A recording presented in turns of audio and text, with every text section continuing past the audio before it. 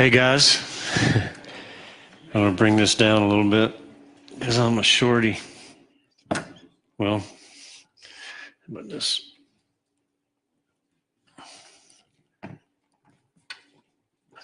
I am short in stature, but I am tall in spirit. And I am excited to bring God's word to you guys tonight because, man, it's such an honor.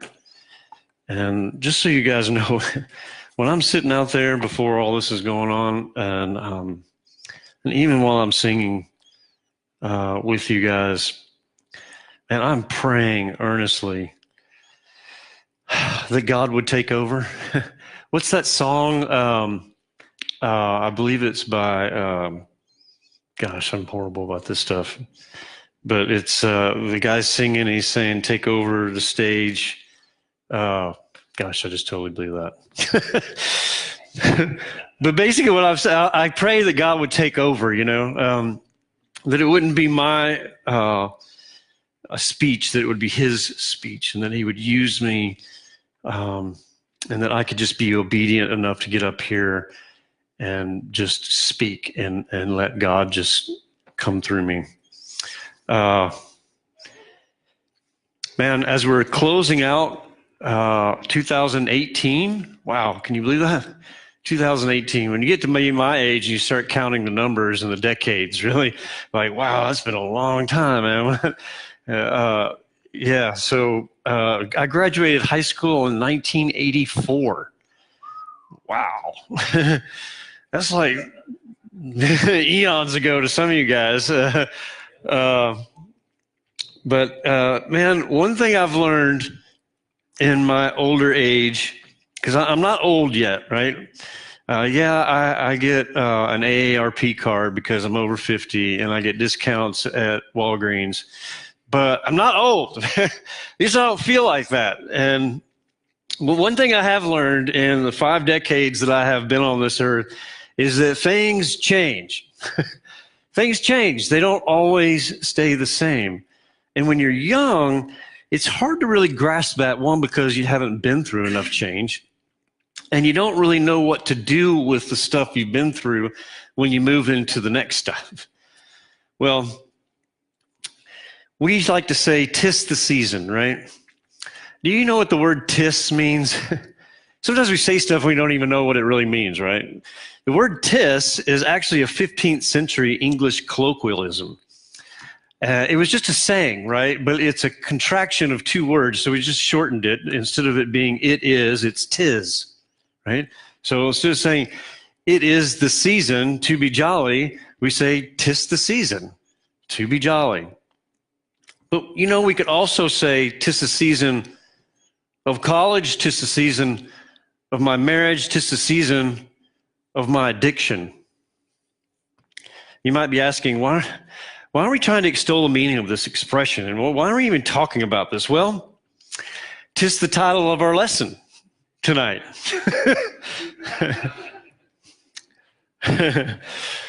We are going to study God's word, and we're going to see how the seasons in our life are meant to be just that, a season. Man, I used to think that it all had to be one thing, and it all had to run into the next. I'm going to ask you guys a question, because this is kind of a psychological little test here. How many of you guys, when you think of January to December, that it's one line? And that when you get to the end of the year, you come back and you start in January. In your mind, is that how you think about it? Or do you see it as one big circle and it's just January through December, January through December, January? How many guys see it as the circle? 3, 4 guys, okay. Well, you're in the right camp, because that's usually a rarity. Most people see it as one line, and that we end it and then we come back and we start it again. So we're in this cycle of starting over all the time. But really what God wants you to see it as is the circle. It's just one long life. And these months and the calendar years, they count away time, but it's not like we start and we finish and then we start again and finish. I think that's the way we like to present it, right? With how we make New Year's resolutions and let the be gones be gone. And what's the song that we sing at the New Year, Old Lang Syne, right? Is that somehow there's just some kind of like all the rest is gone and we just start this new thing. And God wants us to see it in the freshness of the season, but it's this one thing. So it's together. It's both individual and it's together. We're going to be looking at James chapter 4 tonight because God says something interesting to us in this chapter. It's a small chapter, but it has a lot of famous verses in there. And I think it's interesting that we see the seasons of the weather, right? And we expect the change. And that we see animals and even life like plants and trees, that they change with the weather. When it's summer, they do this, and when it's winter, they do that. They're either gaining leaves or losing them, or living or dying, or migrating from one part of the world to the next because of the weather, right? And we see this as normal, right? The only thing about that is that when it comes to ourselves, we don't see that as normal. We see that our lives should, or the expectation is that our lives should always be the same, one continuous path. We start and we finish. We build and we build up, and that the things that we accomplish have to benefit the things we're longing after. And that has nothing to do with the way life itself has actually been designed, including you. God wants to open your eyes tonight to see something amazing. And in James chapter 4, well, let me go back and just say, we look back at the season before us and we say, what happened? Where did it go? And we look into the season moving next and we say, well, I'm going to do this, or I'm going to do like that, or it's going to be like this, or it's going to be like that. So we're always confused with what we leave behind and what we're going toward. It's almost as if you could have this 30,000 foot view of all the people on the planet. We're all just kind of scurrying around, bumping into each other like ants without any real direction. And we call ourselves intelligent. James chapter 4, 13 through 16 says, "Come now, you who say, today or tomorrow we will go and do this or that, go to this city or that, and spend a year there, carry on business and make a profit. You do not even know what will happen tomorrow. What is your life? You're a mere mist that appears for a little while and vanishes. Instead, you ought to say, if the Lord is willing, we will live and do this or that. As it is, you boast in your proud intentions, and all such boasting is evil. Therefore, whoever knows the right thing to do and fails to do it is guilty of sin."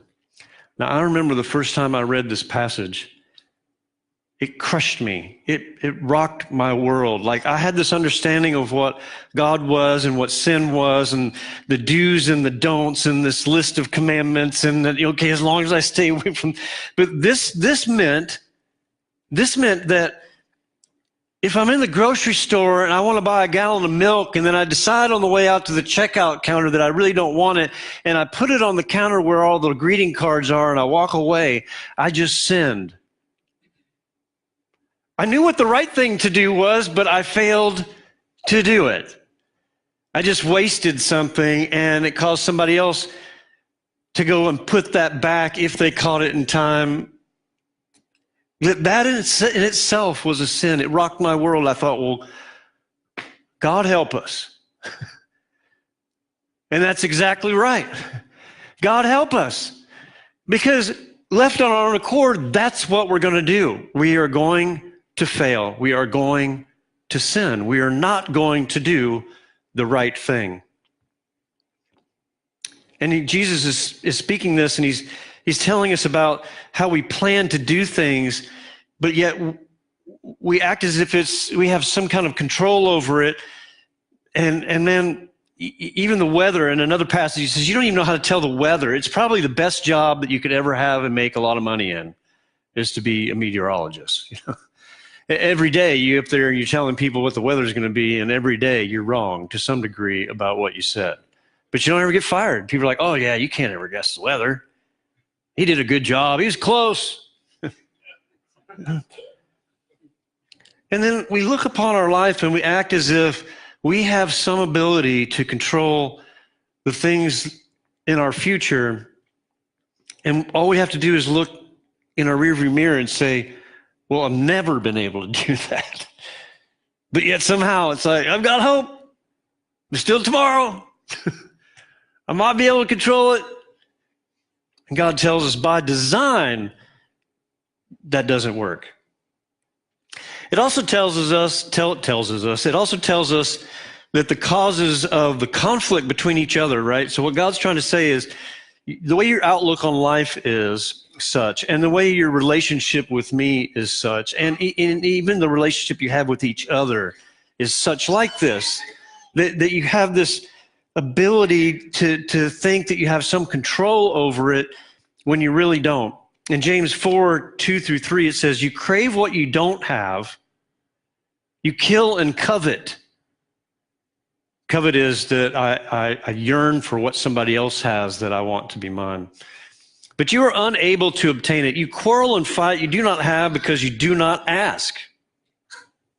And when you ask, you don't receive because you ask with wrong motives, that you may squander it on your own pleasures.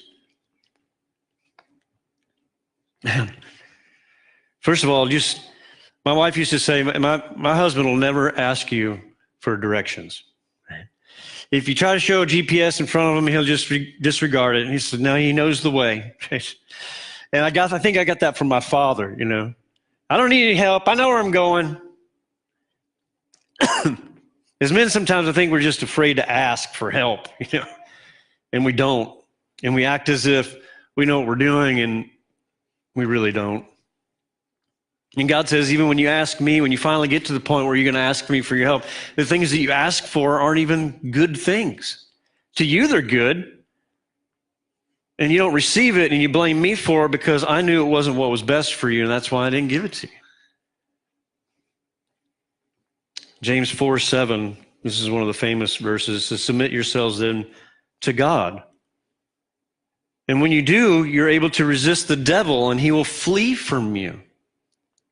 Draw near to God, and he will draw near to you. Cleanse your hands, you sinners. And listen to what it says, you purify your hearts, you double-minded. Basically what he's saying is like, you can't help yourself to change in midstream. You have one idea over here, then you're over here, and all you're interested in doing is doing all of it, and you're multitasking, and you can't make up your mind about anything. He says, grieve and mourn and weep. Turn your laughter to mourning and your joy to gloom. Humble yourselves before the Lord, and he will exalt you.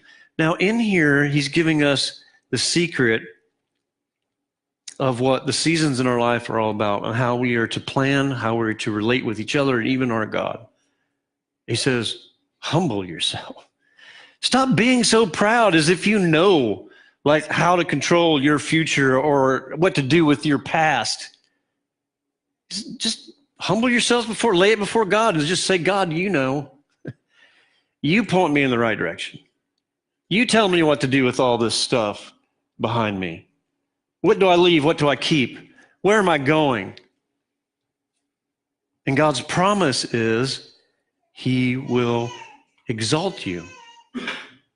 He will say, thank you now for putting it in my hands, because it was always in my hands. I was just waiting for you to stop fighting. And now here we go. My friends, when we are planning, making goals, striving, and intentionally expecting results that mimic the things in this world and what the world says is what's going to make you happy and make you successful, you better be prepared to pick up the wreckage of the results of what that's going to look like. It is against the design of God. And anything that we try to do that's against the design of God, it will fail. It has to. It has to fail. We ask, why did it fail? I had every good intention. I thought it was the best plan, but you didn't include God in it, and that's why it failed. In fact, we might even see some success in it and think, well, look at me, man. I'm doing something. I did this, and did you see how that happened? Man, that was me, man. And then all of a sudden, around the corner, it just falls out from underneath us again. It's like, what happened? It was going so well. It's because you're trying to attempt to do something that is actually impossible. It's impossible. We're only fooling ourselves that it could work. And God tells us, He tells us right here, He says in James 4:4, He says, you adulterers. Do you not know that friendship with the world is hostility towards God? Therefore, whoever chooses to be a friend of this world renders himself an enemy of God. You render yourself. Your action of trying to do what you want and what the world says that you need to be happy and to obtain and accomplish and perform in to get your success, your happiness, He says you will fail, and in the process you will render yourself my enemy. Now, I used to struggle with this one word, adulterous. It's seen in the Bible a lot, and I used to always think, well, it has something to do with the sexual nature, like adultery, and although it does at times, in this passage, it's actually the Hebrew word is let me see if I pronounce this right, mokalis. Is that right? Mokalisis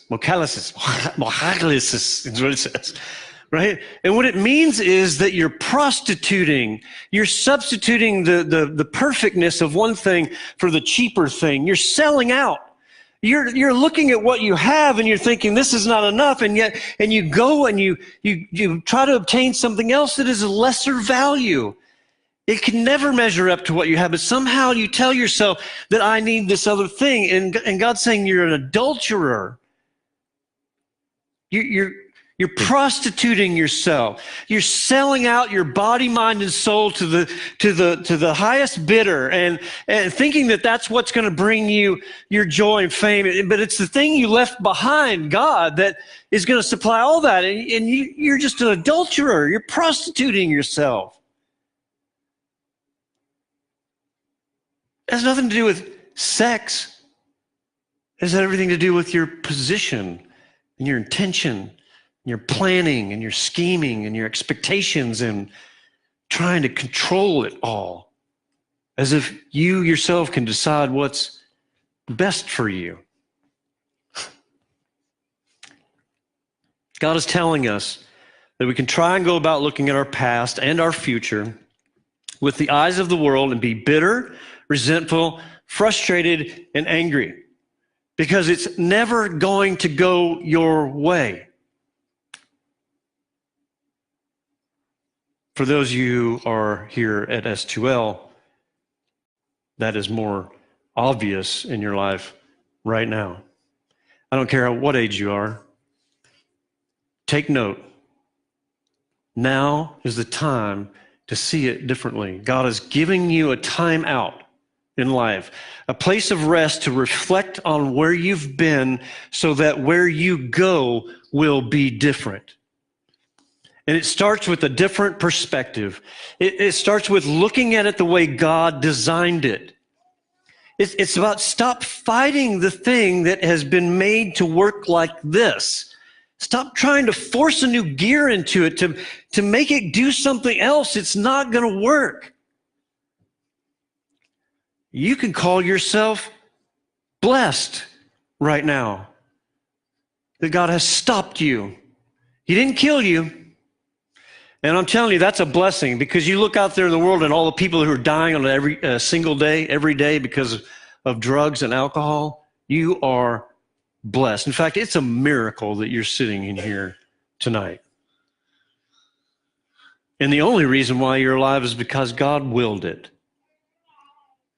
And the only reason He willed it was because He has a plan for you. It's not your plan. It's His plan. And you can either get on board with it or you can continue to try to fight it. And God's long suffering will end at some point. Man, we have to embrace change. The thing is about moving from season to season is about change, right? Look, one of the things that used to frustrate the heck out of me, I can't even say that word anymore, was that when other people, okay, look, I was always told when I was a child that I was never going to amount to anything. People would see the things that I was doing as a young person, as an adolescent, a teenager, and they say, "You're never going to amount to anything. All you ever do is cause problems. You're nothing but a mess. When you show up, people hide their purses. You're no good. There's something. You're bad seed. There's just black sheep, or you're just an anomaly. Everything you try to do ends in bad." Well, I took that and put a big chip on my shoulder, and I carried it for a very long time. And everything I did in life was to prove them wrong. Every accomplishment I made, everything I strived for, it was all to benefit the season I was in, to carry into the next season, to benefit that one, to carry me to another season. And I was going to prove them all wrong. When I got to the end of it, I was going to be able to say, "You call me bad now? Look what I've done." And I'm going to tell you, I went from being a decorated soldier to an honor grad to a successful businessman. I had a house, a wife, 2 kids, and a dog, and played golf on the weekends. I obtained the American dream. I proved them all wrong. Except for this one fact. I was miserable. My long suffering to obtain all this was for naught. On the outside, it looked like I had achieved it. but I was trying to sew all my seasons together to be this one pinnacle of meaning, some purpose. And it wasn't even about me. It was about everybody else. And all I did was I showed them all wrong, but to what avail? I was miserable. I was a drug addict. I was suffering from post-traumatic stress without the grace and forgiveness of God, and I wanted to die. That was the wreckage of my efforts to obtain what the world says you have to be happy and successful. I didn't leave seasons behind. I didn't learn from them and carry them into the next one and leave the stuff that was bad for me behind in the other season. I saw the whole life as this thing that was on a linear perspective, that it was going somewhere. In fact, I never saw my life as a circle or a line that I started over. It was a single line that was never ending. There were no do-overs. There were consequences. And everything I did was to some end goal to prove something to somebody else, not even myself. Until I became exhausted at 47 years old. Now, don't get me wrong. These things of being successful, having a wife and house and family and a good job, these things aren't bad in themselves, right? It was my motives, my intentions, the reasons why in which I obtained them was what was all wrong. And why it led to nothing. If I had known what I know now, I would have done it all different. But that's not the way life works. Those seasons in my life have led me to the seasons of today. And although some of them were some of the worst seasons in my life, I learned something out of it. That's what God's trying to teach us about these seasons in our life. I always turn to the Bible to find its truth. And here in Ecclesiastes chapter 3, God tells us that he knows exactly about the seasons that we go through. God's not holding anything back and revealing to us that he knows exactly what we go through. Let me read you this. It's not on the screen, but I want to read it to you. To everything there is a season, and a time for every purpose under the heaven. A time to be born, a time to die, a time to plant, a time to uproot, a time to kill, a time to heal, a time to break down, a time to build, a time to weep, and a time to laugh, a time to mourn, and a time to dance, a time to cast away stones, and a time to gather stones together, and a time to embrace, and a time to refrain from embracing, a time to search, and a time to count as lost, and a time to keep, and a time to discard, a time to tear and a time to mend, a time to be silent, a time to speak, a time to love and a time to hate, a time for war and a time for peace. So that we can see indeed that God knows everything that we go through from season to season and the micro seasons within. But you know also that the Bible tells us that there's even seasons of our wickedness that we must go through. It's part of what makes us. In fact, John Piper says it like this: it's the evil in the world that causes us to see the glory of God even more. To be thankful and grateful for how good God is in the face of how bad things really are. And that we need a good, healthy dose sometimes of some bad. And see our depravity and our need for God to cry out to Him and say, help me. And in that moment is when God exalts you. Has nothing to do with your plan. Has nothing to do with what your past was. Has nothing to do with what you even think your future is going to be. It has everything to do with right now. And you turning it over to God and saying, it's your will, God, not mine. It's your plan, God, not mine. It's your design, God. Forgive me for trying to perverse it. Forgive me to trying to remove this gear and trying to put a different one in there so it go faster, slower. Forgive me trying to make it better or taking something out of it or trying to add something to it. Forgive me, Lord. I just want to get on your path.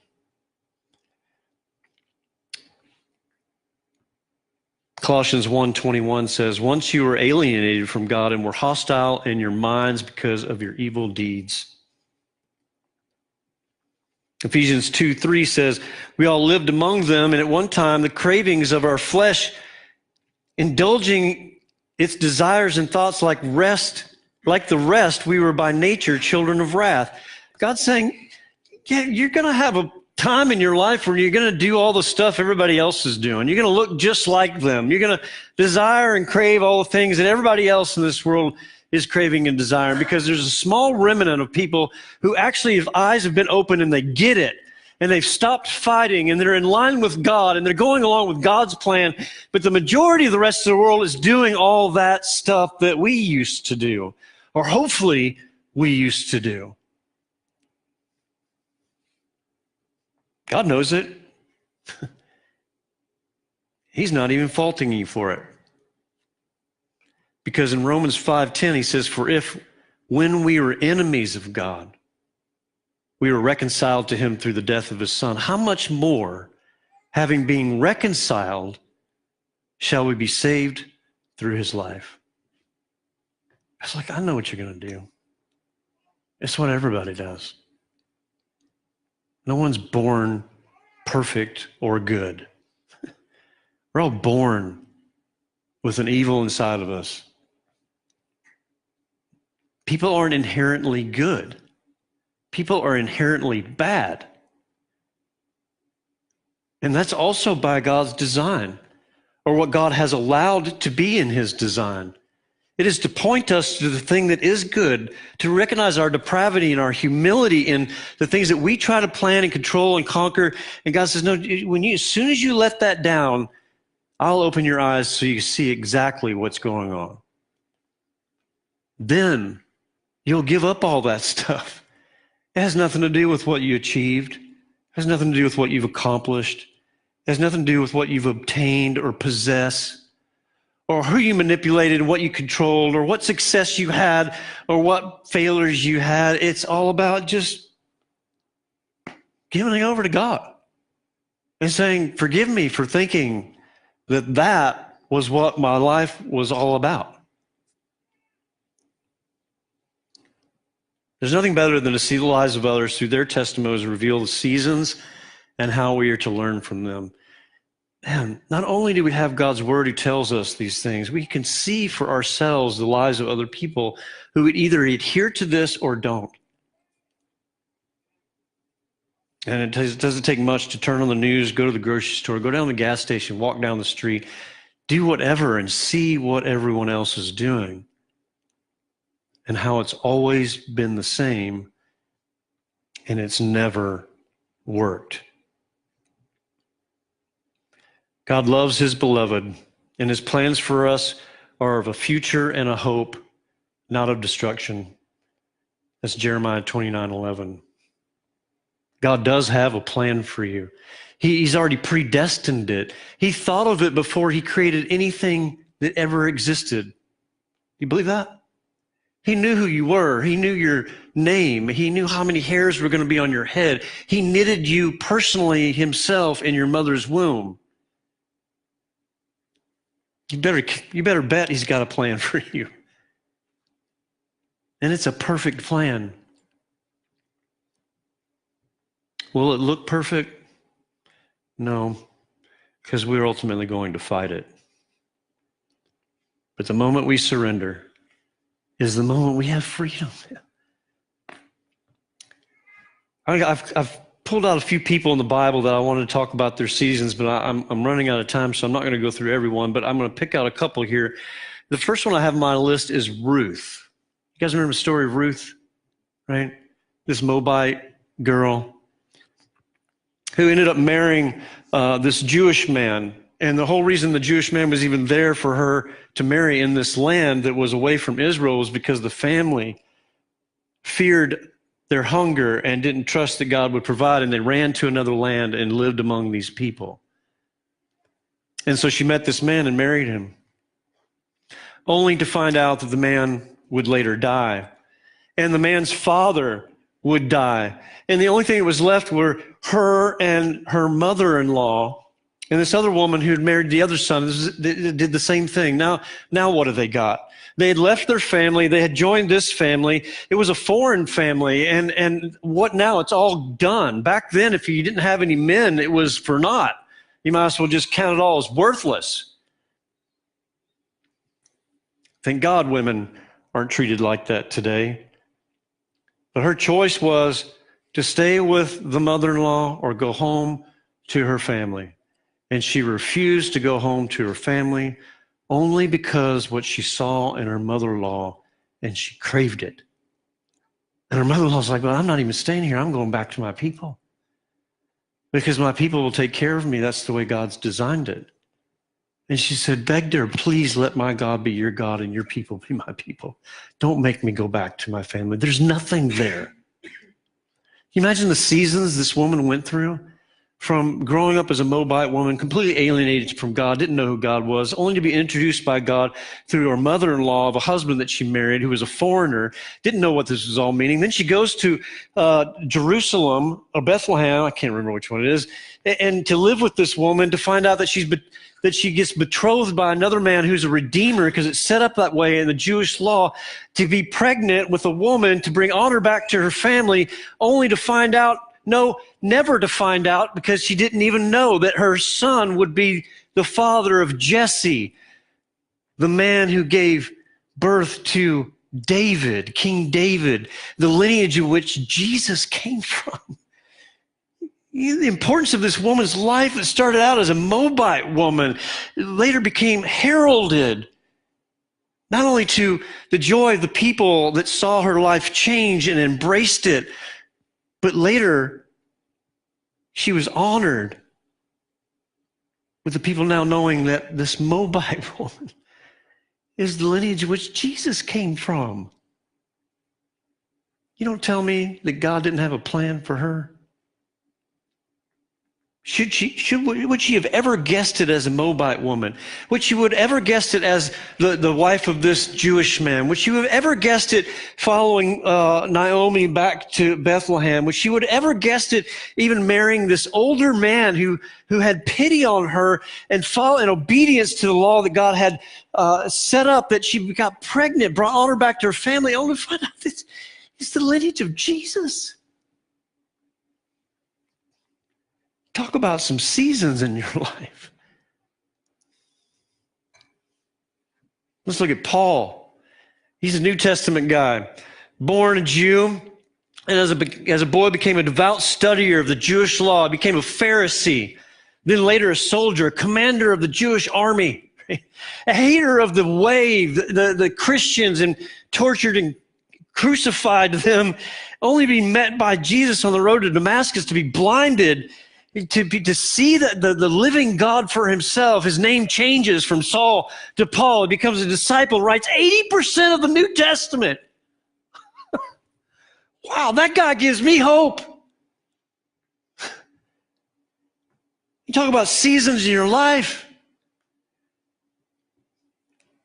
You want to talk about a guy who probably woke up and struggled with what he should leave behind and what he should take with him? He used to kill followers of Christ.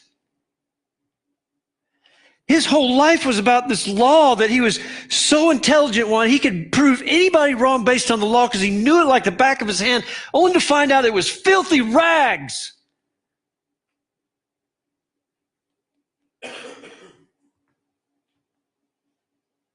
Yet, in the end of his life, he counted himself worthy, more than anything he had ever accomplished or obtained on his own, to write about the things of God and to be martyred for his Christ. Peter was a fisherman, one of the lowest of the population, the poor. Right? He was a fisherman. He smelled like fish all the time. Nobody wanted to be around him. He just took up a trade that his dad had. And then one day he meets this Christ and he asks him to follow him, and he drops everything and does it. He just leaves it all behind. He told Jesus that he would die for him, yet he denied him 3 times. He was a traitor. The thing he most loved and thought he would give his life for, he ended up being a traitor. Only to find out that 3 more times Jesus would prove his love for him. To be a disciple, he was actually crucified upside down on a cross because he didn't want to dishonor God in his crucifixion. And he counted himself worthy. Imagine the seasons in his life.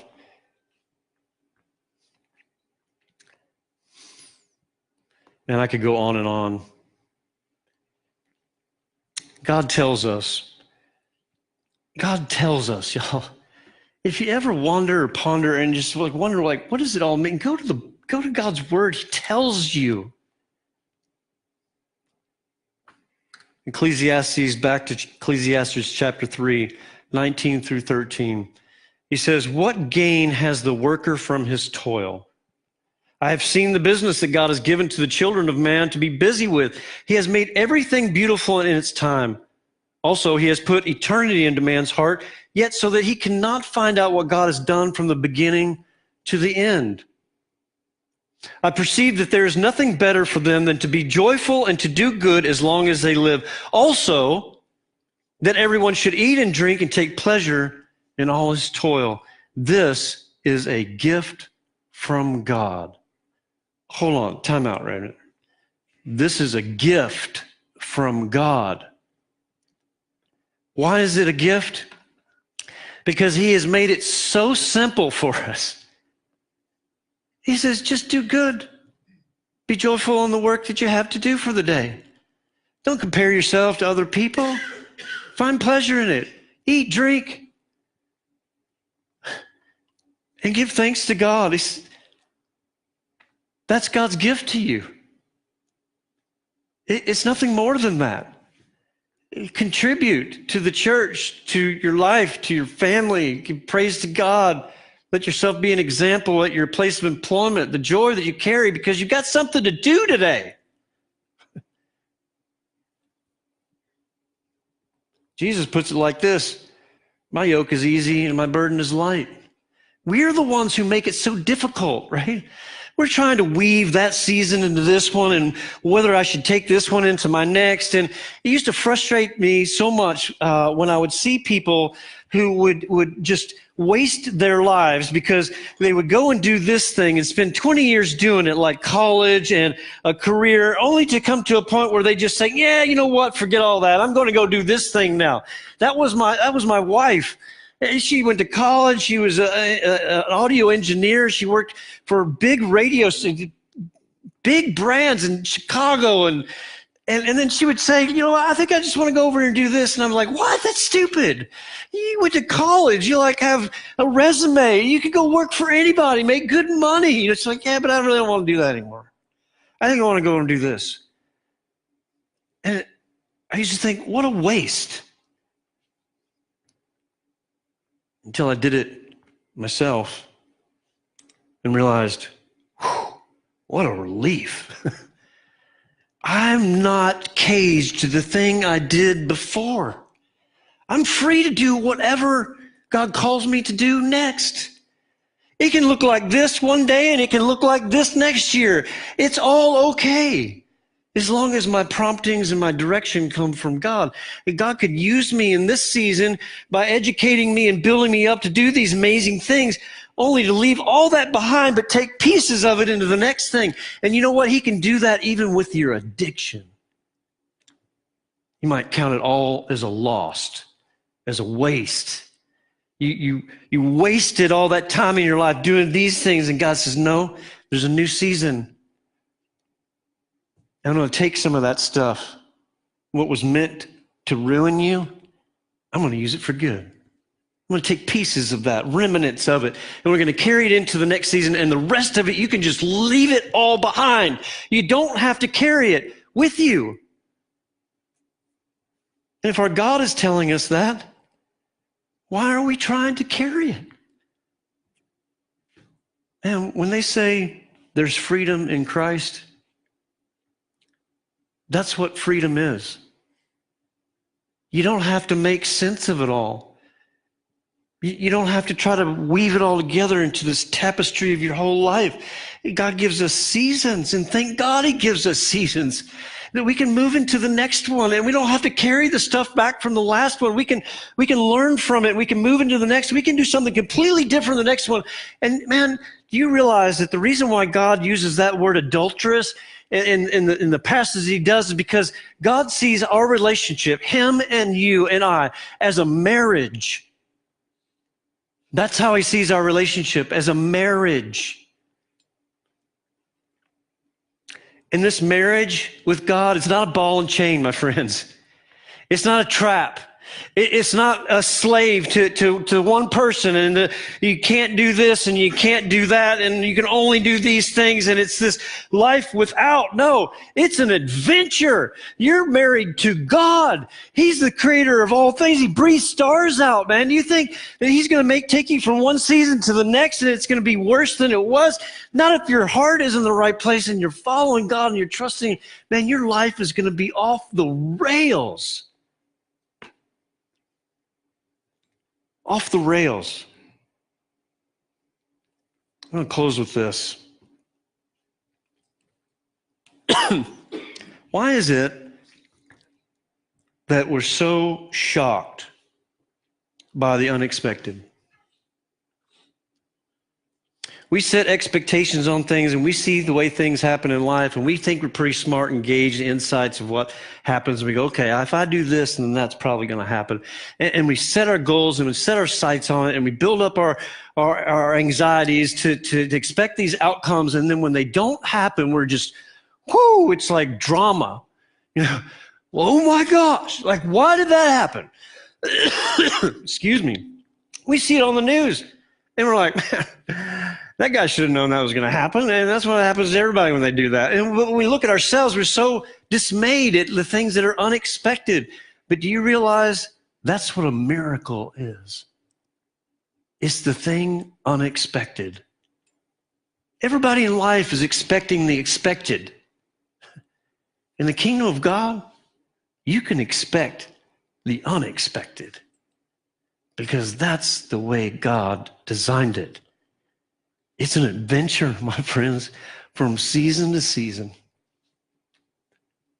And here at S2L, you probably never thought you'd be closing out 2018 in rehab. But man, you are poised and positioned to be catapulted into 2019 in a new season with a new heart, with new expectations, the unexpected, the miracle. And so instead of tonight, us coming up here and bowing and confessing, what I want to do is I want the music to come back up, and I want us to all sing. I want us to sing in celebration with confidence and vigor, a war cry, moving into 2019 saying, I'm ready for the new season, God. I want to leave that one behind. Hey, help me take the things that are good for me from that and leave all the rest and bring me into this new season, God, that's an adventure. I can expect the unexpected. I have no idea what it's going to look like, but man, it's going to be great. Amen? Amen. That, my friends, is a life with God. There's no comparison to the things of the world and what they promise. A life with God, it's unique. It's designed and tailored just for you. It's going to look different for everybody else. It's going to be good. God promises it. You can count on it. The only thing you're required to do to make it happen is to trust it. Have faith in it. Believe it. And watch it come true before your eyes. I want to tell you guys, yesterday, this ministry was praying for something that we had no idea how it was actually going to happen. None. It was a far, unexpected cry out to God, have no idea how this is going to do it, but God, you're a big God, and we have no idea what that's going to look like, but we're going to pray for it because you tell us to ask for it, and that's what we're going to do. We're going to ask for it, and today, it showed up. And it was huge, y'all. It answered so many prayers, more than the one we even prayed for. God is alive and well and wants to extol lavishes upon his beloved, and he does. It can happen for you. You know how I know? Because that's the way God designed it. It has to happen. You just got to trust it. You got to wait on it. So let's bring the music up. I don't know if you've got the lyrics on the board or what, but